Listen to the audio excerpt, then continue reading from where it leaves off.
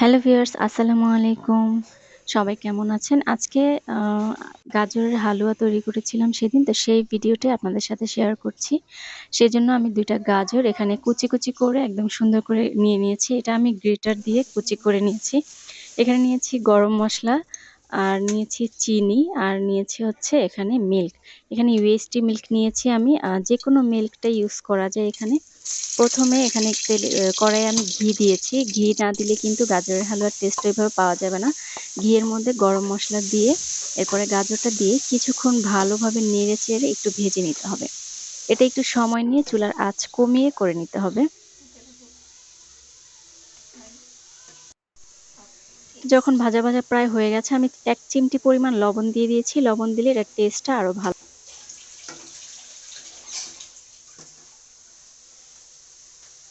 সুন্দর করে আমি ভাজা করে নিচ্ছি।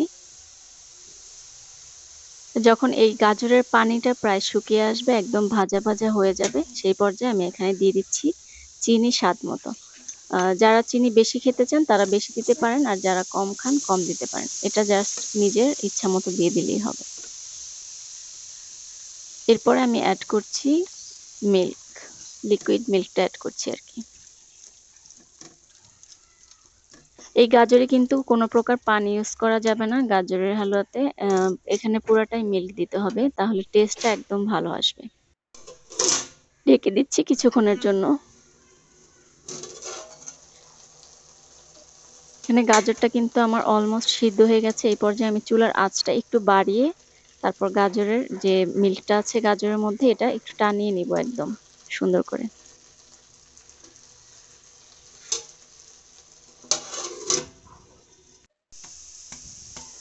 এই যে একদম গাজরের মধ্যে যে মিল্কটা ছিল ওটা সম্পূর্ণটা একদম টেনে গেছে।